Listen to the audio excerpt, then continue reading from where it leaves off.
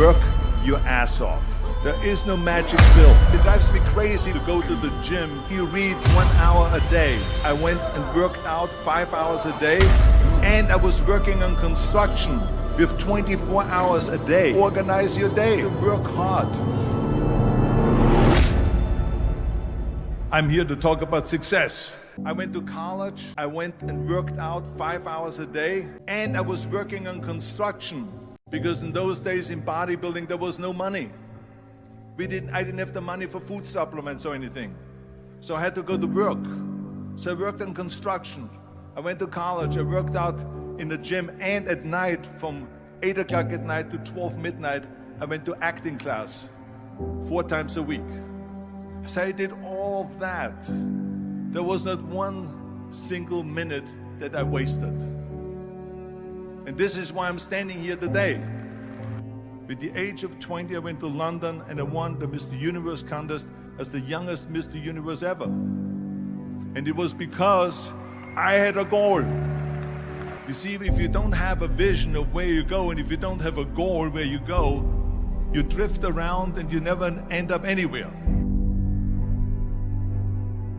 74% hate their job in America. The majority of people don't like what they're doing because they're really not doing it because they didn't have a goal and they followed this goal. They just aimlessly drift around, and then all of a sudden there's a job opening, so they get that job because you have to work. But then when you work, it's a chore. It's work. It's not fun. So if you think about, only a quarter of the people really enjoy what they're doing in life. So people always ask me, when they saw me in the gym in the pumping iron days, they say, why is it that you're working out so hard? 5 hours a day, 6 hours a day, and you have always a smile on your face. The others are working out just as hard as you do, and they look sour in the face.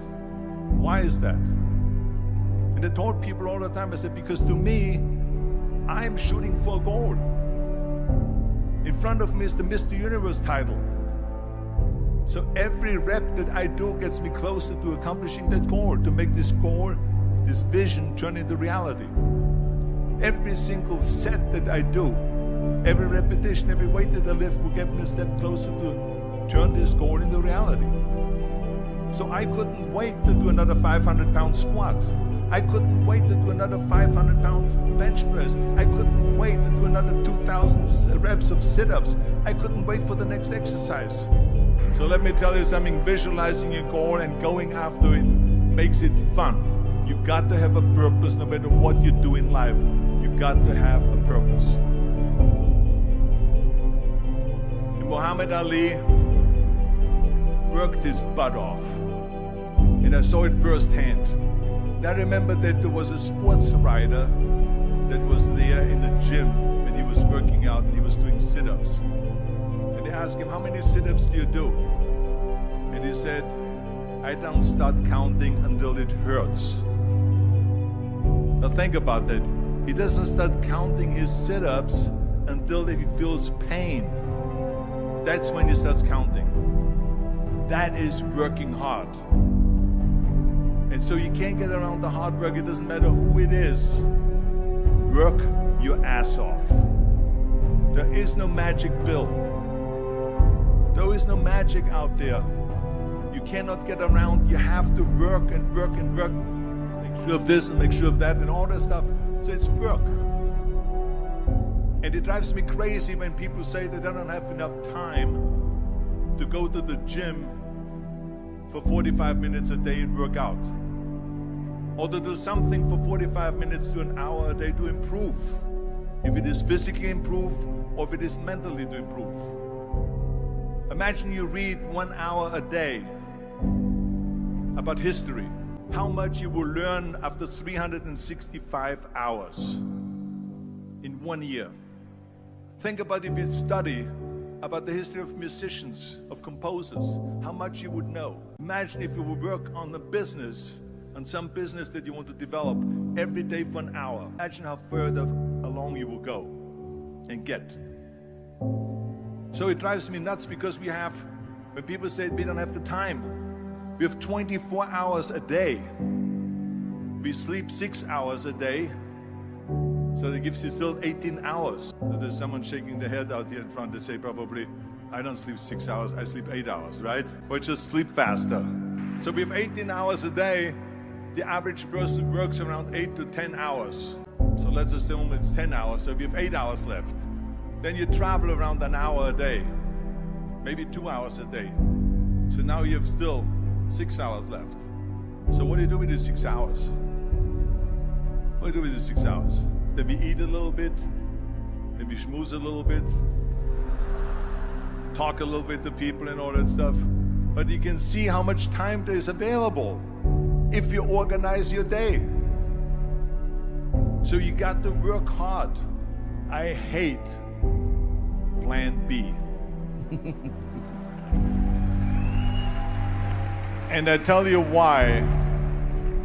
Because we have so many doubters, as I've said earlier, the no-sayers. We have so many of those people that say no and you can't do it, that's impossible. That is okay because we just turn off, as I said earlier, and we listen and we hear the no being a yes. You can't do it, you can do it, and all of that. So that is possible to do that amongst all the negative people around you. But when you start doubting yourself, that's very dangerous. Because now what you're basically saying is that if my plan doesn't work,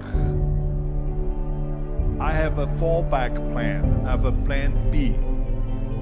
And that means that you start thinking about plan B, and every thought that you put into plan B, you're taking away now that thought and that energy from plan A.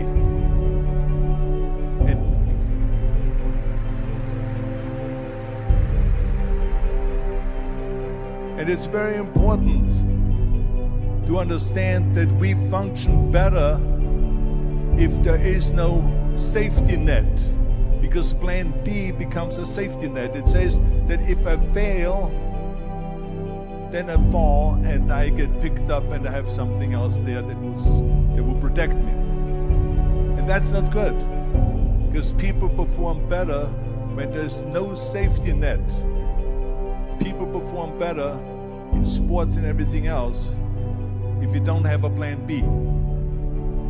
I'm telling you, I've never ever had a plan B. I made a full commitment that I'm gonna go and be a bodybuilding champion. I made a full commitment that I'm gonna be in America. I made a full commitment that I'm gonna get in the show business and I'm going to be a leading man. No matter what it takes, I will do the work. I will do the work over and over and over until I get it. And the same was in politics and everything like that. So to me, it is very dangerous to have a plan B, because you're cutting yourself off from the chance of really succeeding. And the reason, one of the main reasons why people want to have a plan B is because they are worried about failing. What is if I fail, then I don't have anything else? Well, let me tell you something, don't be afraid of failing, because there's nothing wrong with failing. You have to fail in order to climb that ladder. There's no one that doesn't fail. Michael Jordan said in one of his interviews, when they said, "You're unbelievable, you're the greatest basketball player of all times." I mean, tell me about that. And he says, well, you're just mentioning the successes. But he says, for me to become the greatest basketball player, I missed 9,000 shots when I was playing basketball at the NBA games. So during these games that he was so successful, he missed 9,000 shots. Does it make him a failure? No. He's one of the greatest basketball players of all times, but he failed 9,000 times. Do you get it? We all fail. It's okay.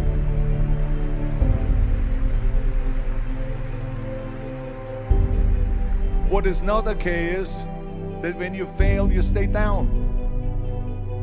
Whoever stays down is a loser. And winners will fail and get up. Fail and get up. Fail and get up. You always get up. That is a winner. That is a winner.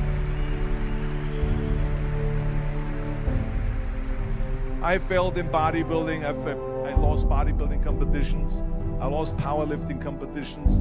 I lost weightlifting competitions. I had movies that went in the toilet and that were terrible and got the worst reviews. And in politics,